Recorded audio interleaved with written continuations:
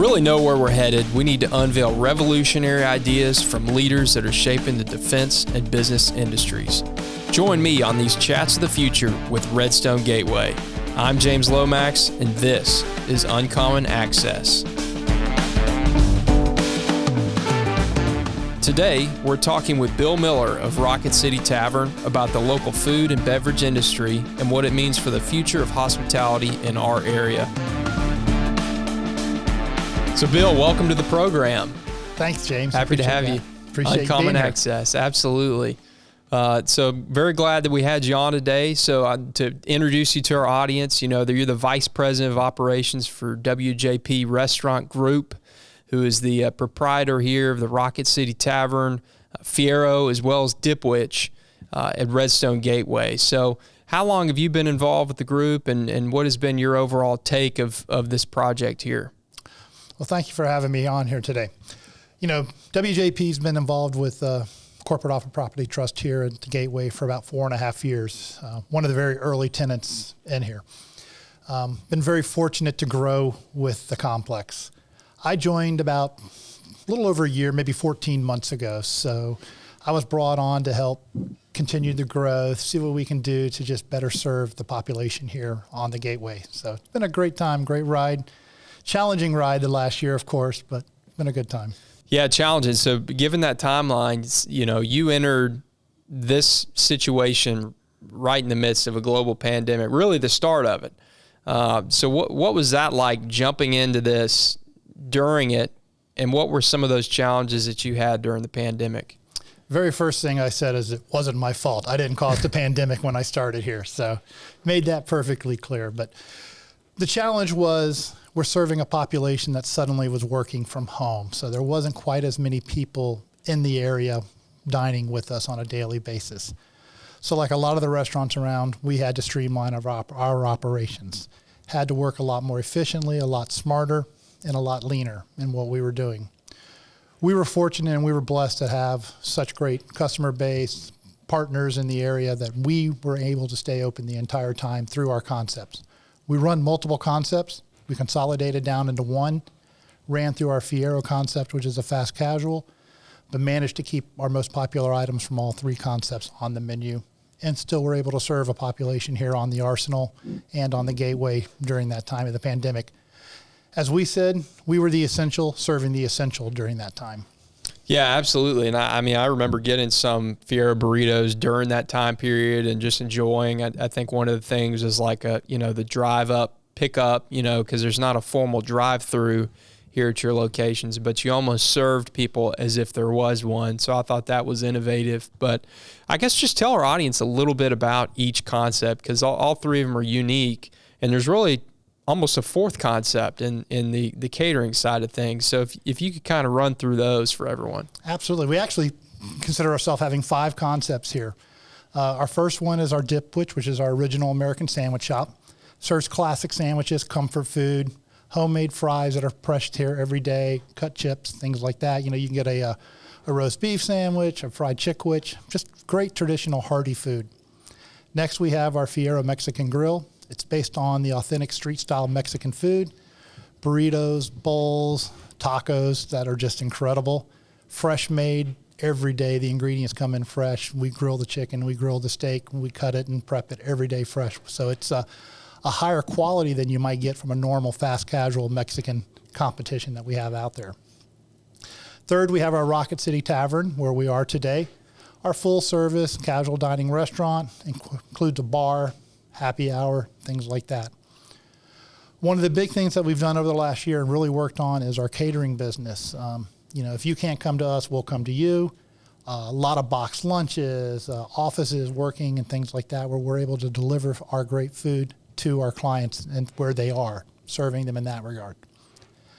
The last part of our business is we have what's called the Redstone Gateway Conference Center. Mm-hmm.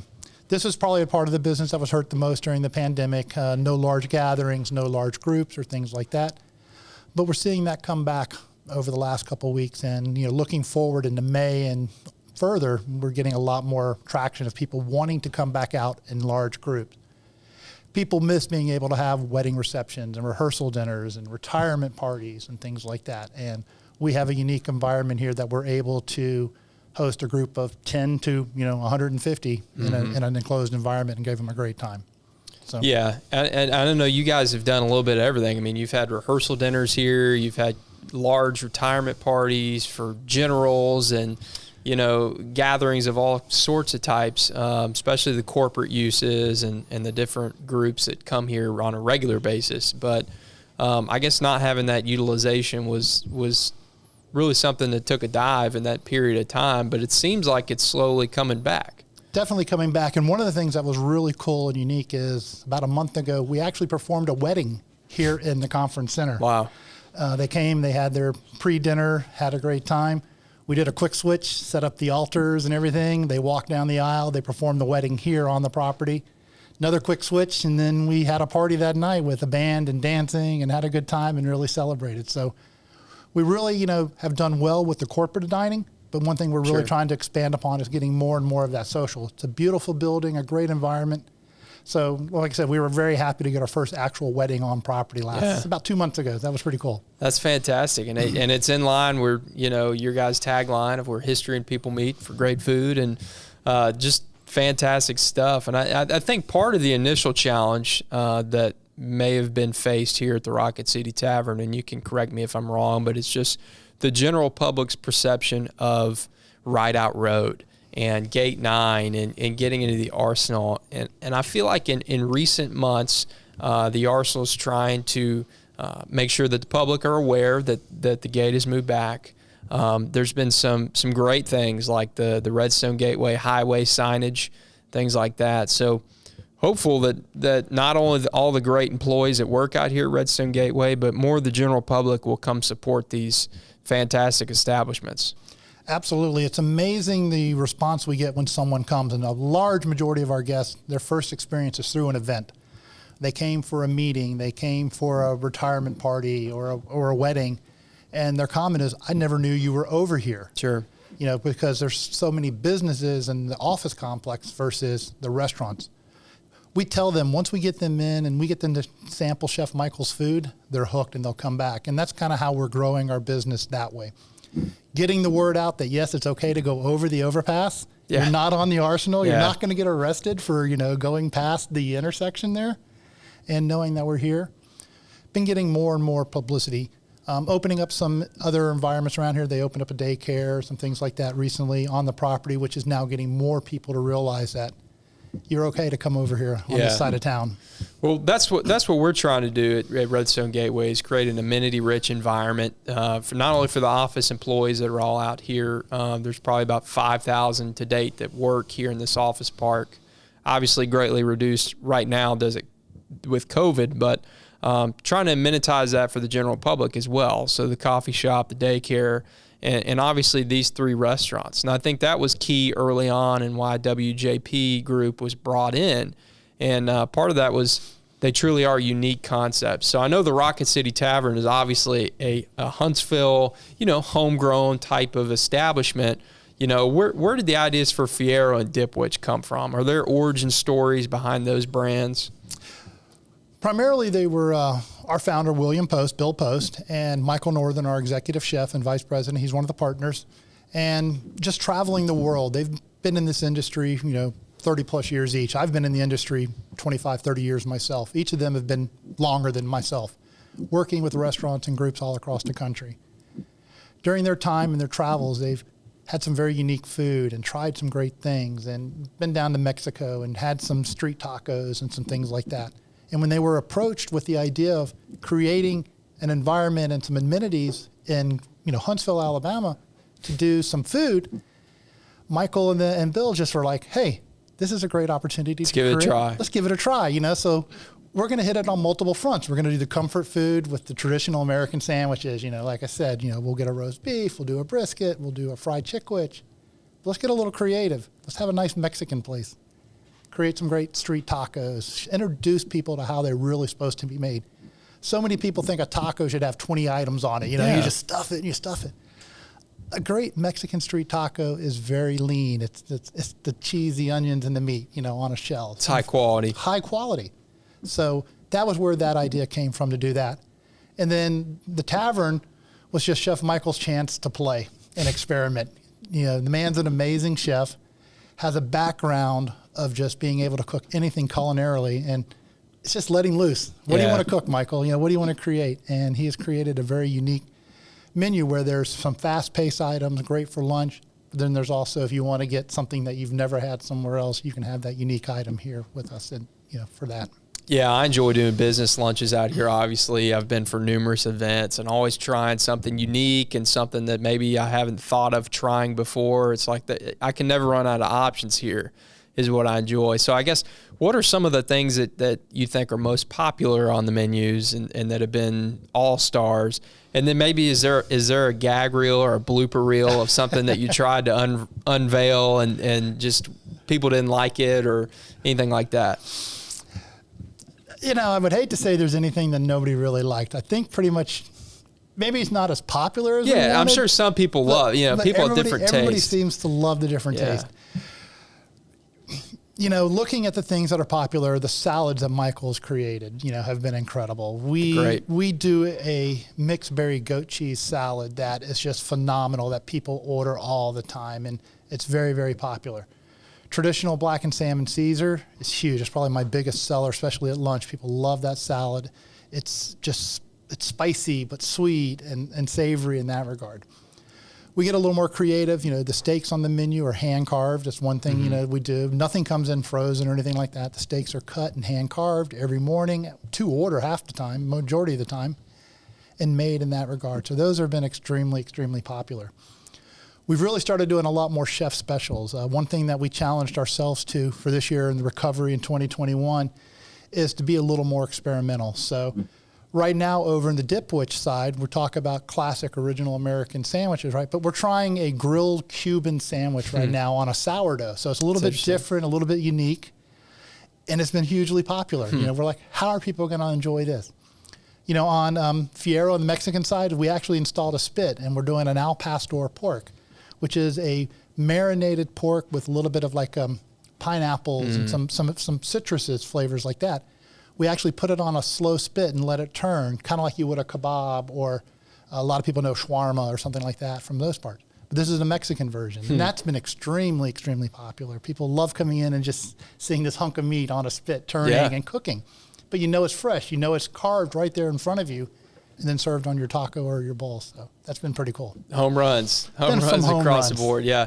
You know, so it seems like you guys have always thought ahead a little bit, you know, and even in just, you know, in the period you've been here, you know, I know that we went through a project with your group on expanding the outdoor seating component and encapsulating that so you could even sit during the cold months and things like that. You know, what do you see in the future? Do you see these concepts expanding? Do you think that there's room for more concepts?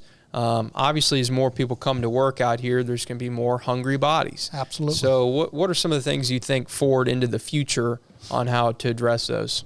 We definitely are making a hit list of things that we want to try, and that's why we're doing a lot of the chef specials, or what are items that could be more popular. We would love to have the opportunity to, one, expand our menus here, expand our hours, you know, all that, but we're also putting together some ideas. Yeah, it'd be great to be able to open up a fourth restaurant, you know. It'd be great to be able to take this and split it up on some other property if needed, you know, some other areas like that. So, you know, as we navigate the recovery waters of COVID, we continue to do a lot more. We're looking at doing a lot more box lunches. Right now, we're doing some off-site catering. We're creating with some of the property here at the Gateway is behind the gate on the secured property. We're actually putting together a way to go over there and do some pre-sales and do some, you know, order aheads over there where we're able to take a trailer or a tent or something and do some selling over there and provide great food for our guests over there. So we're trying to find ways to go to our guests, probably more than them coming in right now. But we have lots of plans to expand. You know, we, like you said, we put the patio on the side. We've enclosed it so it's all weather. I mean, we have an enclosed patio now that has heat or AC, so summer and winter it's used. We have property behind us that, you know, we still have some patio space that we're able to expand. We've talked about putting up a wall, maybe putting a little chef's garden back there, growing some herbs where people can see what's going on. That's kind of one of our things we'd love to be able to do in the future. Well, there's 468 acres out here. I think maybe we'll be able to figure out a place for a good little garden. Absolutely. That's fantastic. And, so I know there's obviously some different clientele too that come in and not just related to the arsenal or to the people that work out here individually, but there's currently a hotel here. There's plans for a second hotel to come.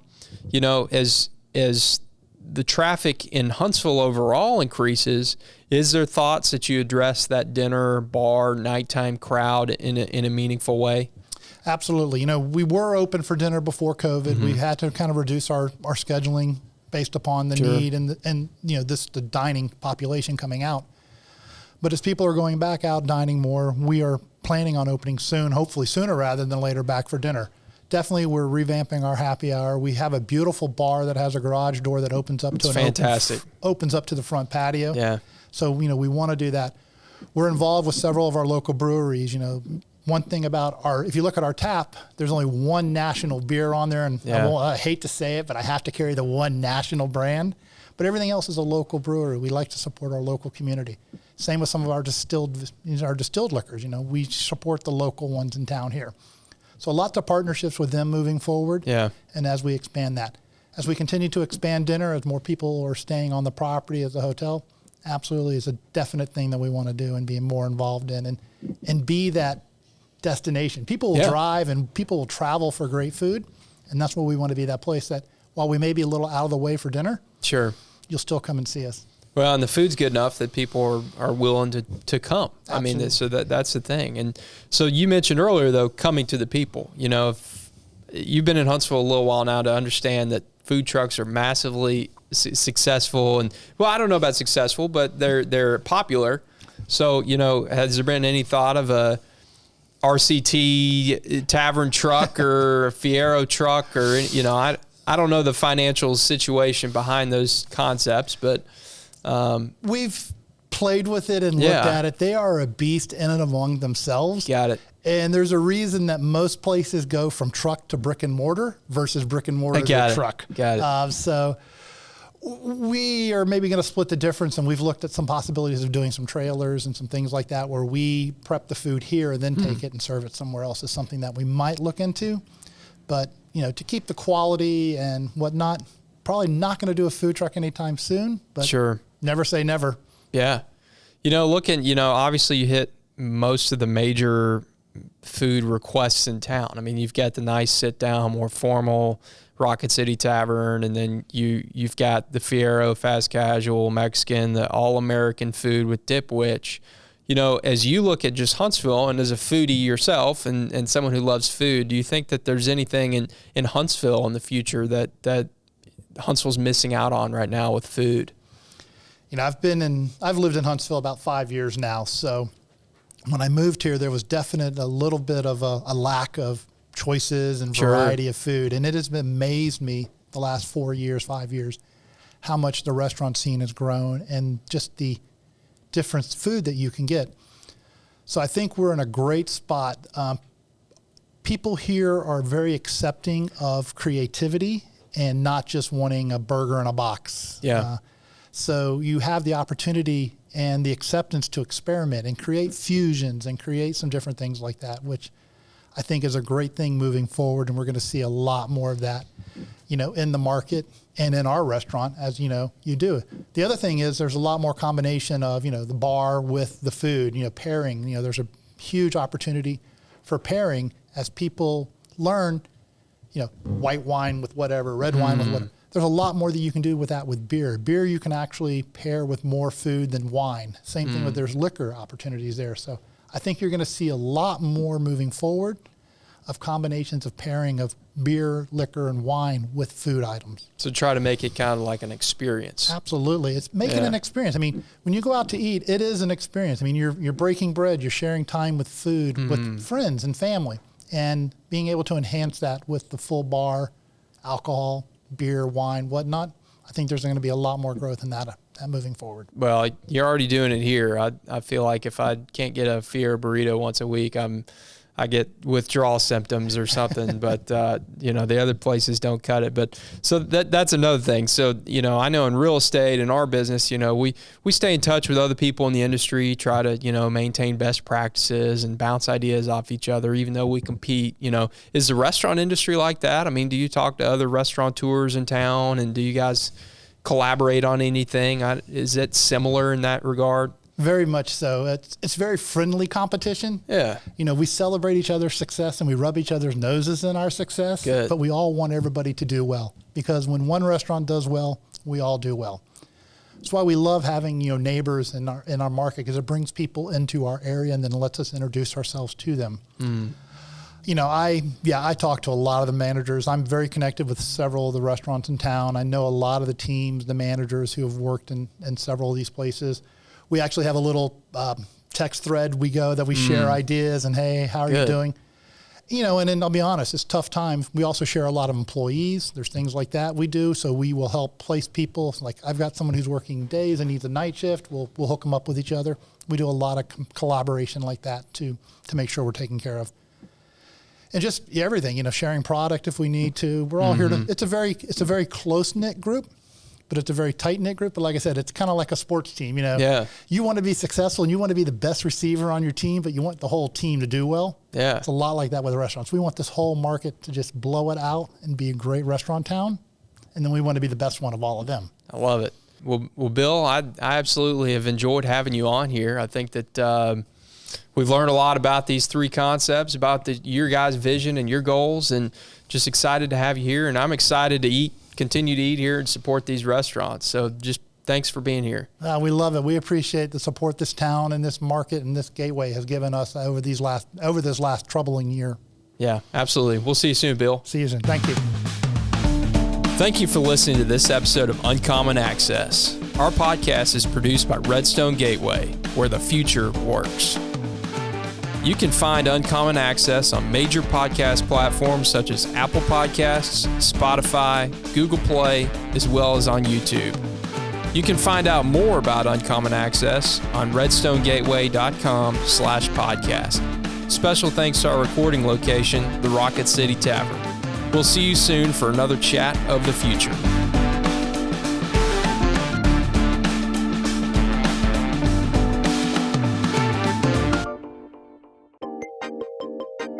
Uncommon Access is recorded on location at Rocket City Tavern. The tavern is conveniently located outside Gate 9 at Redstone Gateway and serves up delicious food with an unbeatable atmosphere.